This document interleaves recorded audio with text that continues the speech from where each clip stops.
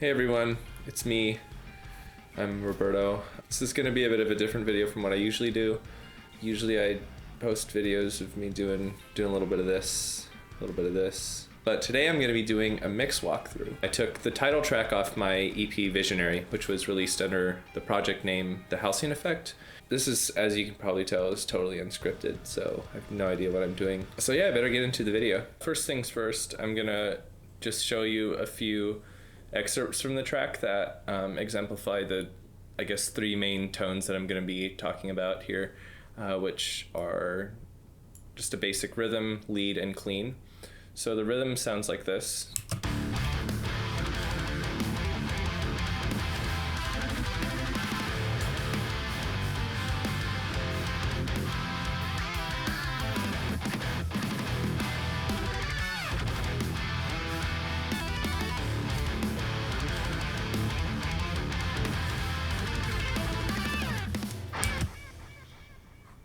And where I just stopped it is one of the two lead tones in this track.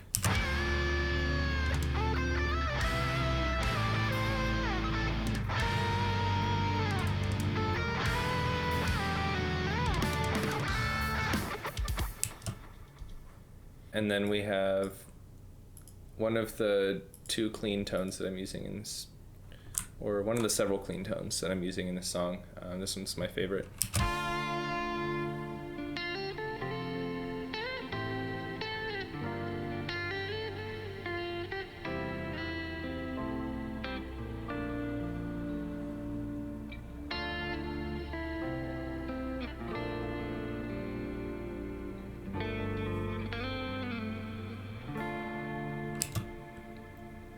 Okay, and then so for my master bus here, I actually do have this processing on.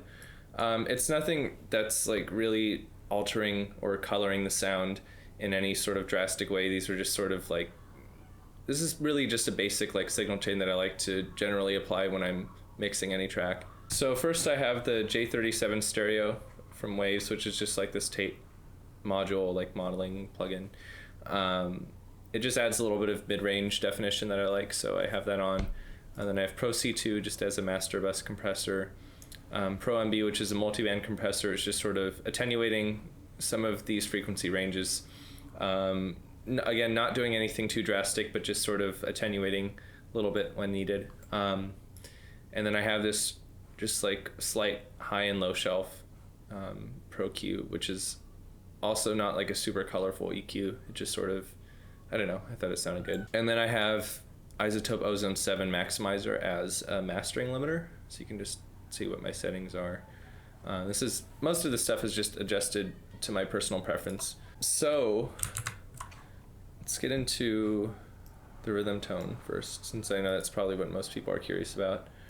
The processing I have here is probably the most intensive out of any of these guitar tracks, which is not saying much because it's basically just, I just have this Pro C2 compressor, which I'm using instead of, there is a built-in Parametric EQ and compressor, which is really more like a limiter in the plugin, but I just opted to use these instead for this particular tone. So Pro C2 and then Pro Q2, which is probably the most drastic of these plugins that I'm using here, because I'm really cutting out a lot of the high end that I felt, I guess these are just all adjustments that I made that I felt like helped make the guitar tone sit a little bit better in the mix. But soloed it does sound, as you can hear, if I solo it with the EQ off. And with it on.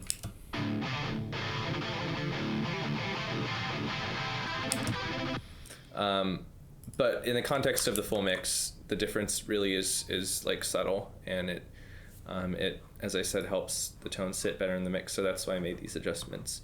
And then I have, again, Pro MB multiband compressor, just sort of attenuating some of these frequency ranges.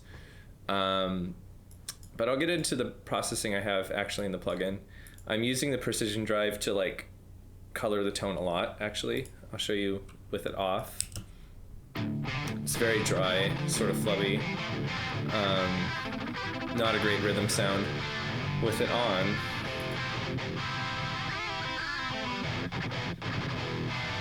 so it adds quite a bit of character to the tone that I'm using here.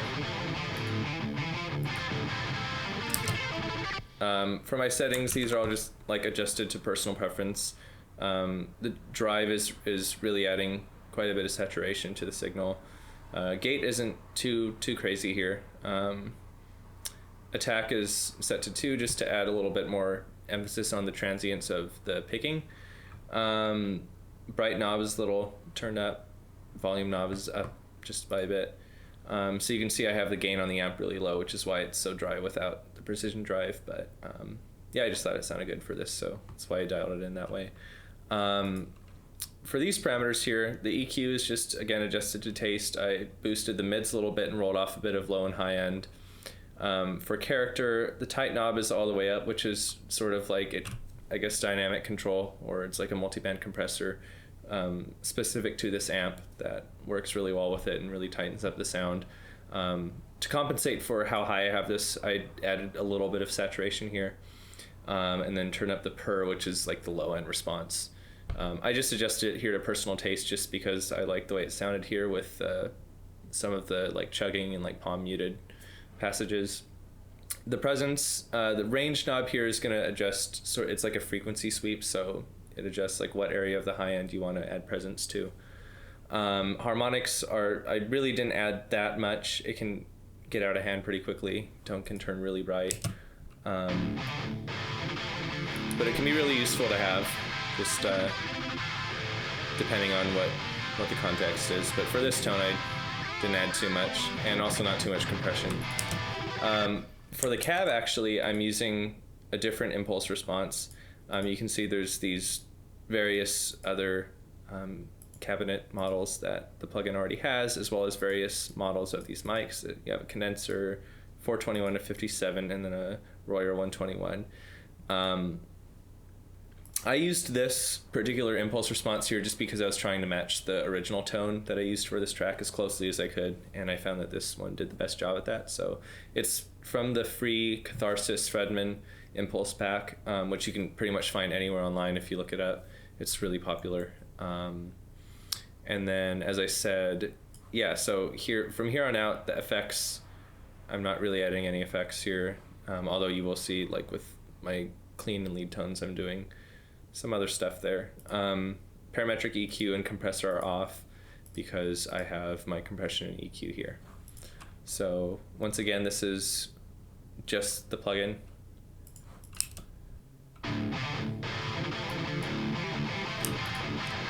And then this is the plugin with processing.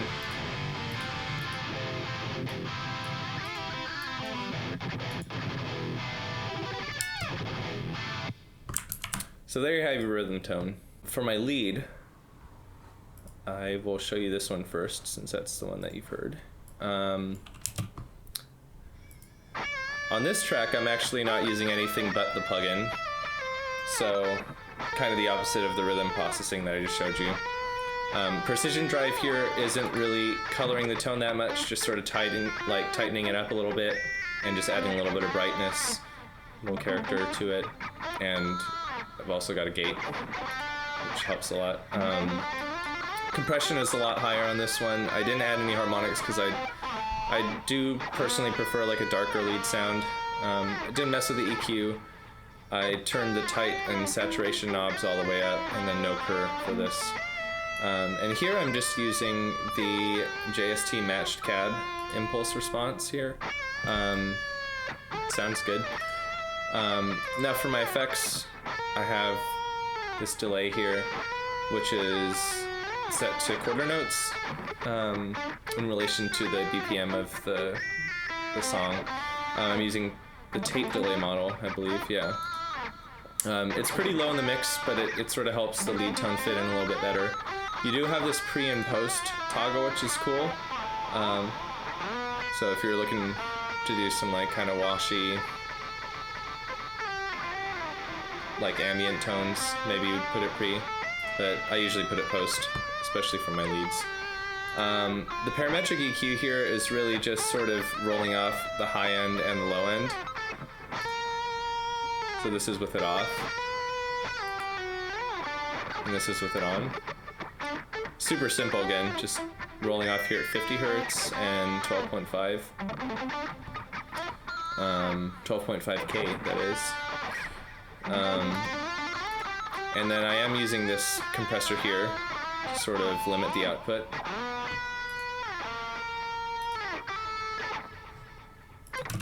Okay, so there's one of the lead tones. And then again, in the context of the mix, it sounds like this. EQ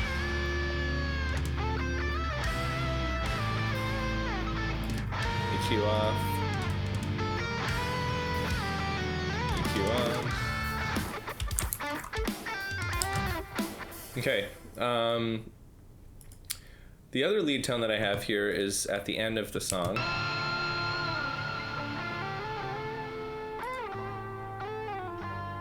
It's a little bit lower gain. It's a little darker, a little softer. Overall, the processing is pretty similar. I do have this Pro MB, which is just sort of attenuating a little bit of the mids. Again, nothing too drastic. For the plugin, most of this processing is actually like similar to what I just showed you for the other one, except for the fact that the gain is set much lower. As I mentioned, saturation is set lower, and then the bright knob I have actually dialed back here because I wanted a sort of, again, like warmer, darker tone. The effects are pretty similar. Delay is the same, actually, I think. I do have this reverb on, which adds a sort of really nice, like, washy quality to the tone. You can see with it off.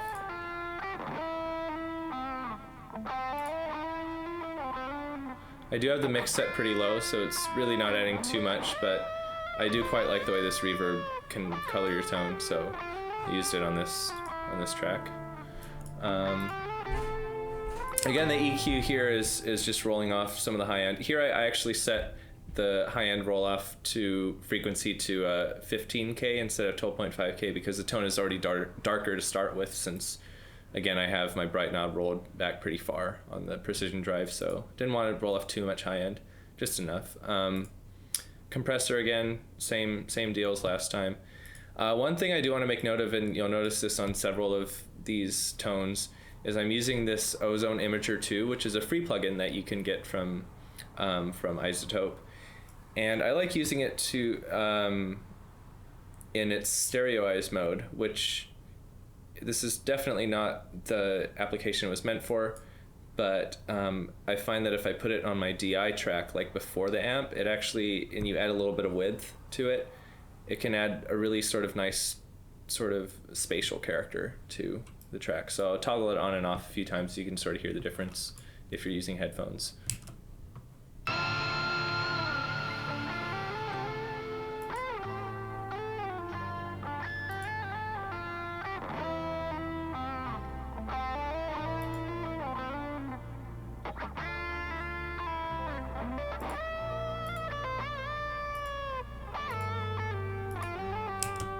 So yeah, I just kind of like the spatial aspect of that. Up here, before we get into the cleans, I have this sort of mid-gain rhythm crunchy tone for the solo section that I was showing you earlier, which sounds like this. So it's a sort of twangy crunch tone. Here I'm actually not using the precision drive. Here I'm actually not using the precision drive at all. I'm just using the amp itself. Some slight compression here, no presence actually. I didn't feel the need to boost it because this is already like a quite like bright and twangy sound. So I don't want the high end to get too out of control, too bright, too sharp. Tight knob is all the way up. This EQ, I've scooped the mids all the way. Again, it's just personal taste. You can see with them up.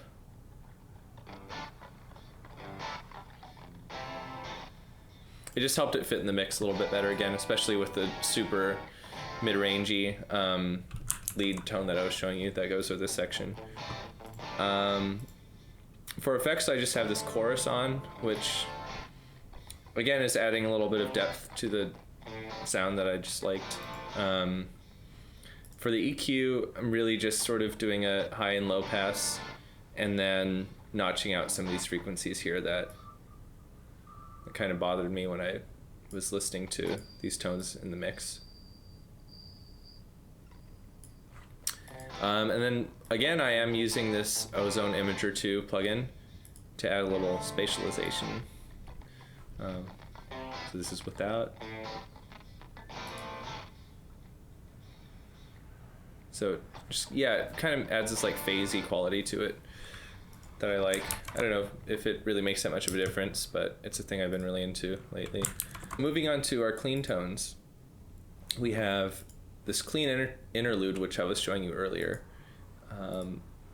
For this, I'm actually doing something that I am not doing on any of the other tones I've shown you so far, which is, so if you go into signal path here, it actually breaks down the signal path in a much more detailed way than even the normal modules display, because it has this parameter here called magic with a little picture of Joey Sturgis.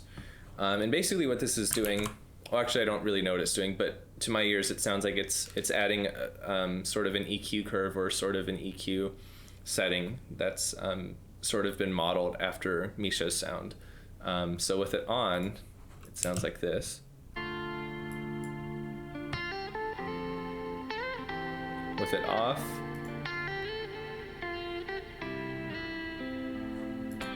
so I just felt for this tone that it sounded better with it off, although as I mentioned for the other ones I kept it on. So anyway, I thought I would just point that out.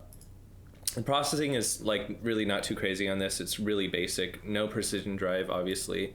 I'm just using this clean channel turned all the way up, adding a little bit of saturation, a little bit of purr, and then the compressor for this is actually turned up all the way. I'm also adding some chorus, just to add a little bit of depth to the sound again. Just thought it sounded cool. Not EQing this at all actually, and I'm not compressing it here either. I just have this multi-band compressor which is controlling or attenuating a little bit of the frequency range here from around 1.8K to 3.7K hertz.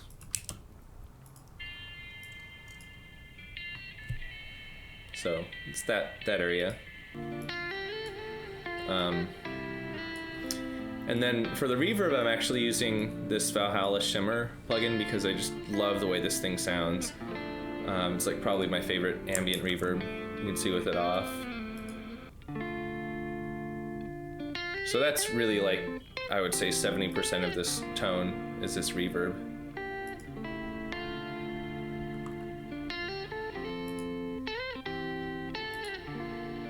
Yeah. Cool. So there's my clean interlude tone. And then the last clean tone that I have here is this ambient chordal thing in the beginning, which is sort of just happening in the background. But I'll show you what I've got going on for it. So I have the Ozone Amateur 2, again on the DI track here.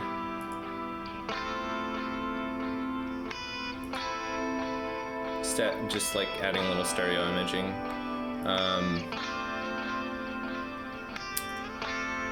And then here's what I've got going on in the plugin. Again, no precision drive here. And this is a very similar setup actually to the clean tone I just showed you, except that I'm rolling off a bit of the mids and high end here. Here I actually do have the magic parameter on, just because with it off. With it on, it adds a little bit of mid-range presence that I felt like helped it stand out a little bit more in the mix. And here I'm using all three effects. So I have the delay, which in this case is set to half notes, not quarter notes. And then I have my chorus, and then the reverb, which just really low in the mix. But, oh, actually I think I had that off. I am using the Parametric EQ for this, so you can see it's just sort of rolling off some of the high end here. That's really all that's going on. And then I'm using the compressor here to really squash the output. And then again, I have this Pro MB2 multiband compressor, and then my Pro Q, which is just notching out some of these frequencies here that I felt were a little bothersome. So anyway, that's how I used this plugin in this mix. It sounds really good. I'm really happy with how it turned out. The few things I didn't go over here are the guest solo, because Morgan recorded this using his Axe effects, so all of this is pre-processed. And I also have this ambient thing, which is just a guitar tone that I use in a lot of my music as just sort of a texture to fill in space in the mix. And I also didn't use the Misha plugin for this just because you can see this is like a really just convoluted sort of signal chain. This is a thing, yeah, the EQ is just crazy. I made this signal chain like a long time ago, and I've never touched it, so I just always like just import it in and use it as is for this sound. So for my bass, I'm using this Neural DSP Dark Glass Ultra plugin, which is like pretty much the best sounding bass modeling plugin as far as I'm concerned.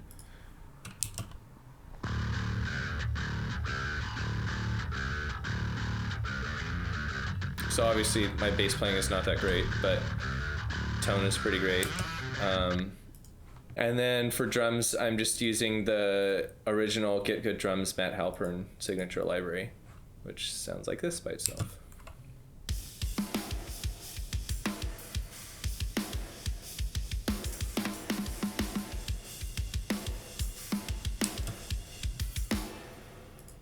So yeah, anyway, that's it for this video. That's all I got planned. Hopefully that was helpful. Maybe it was a waste of time. Who knows? See you guys soon.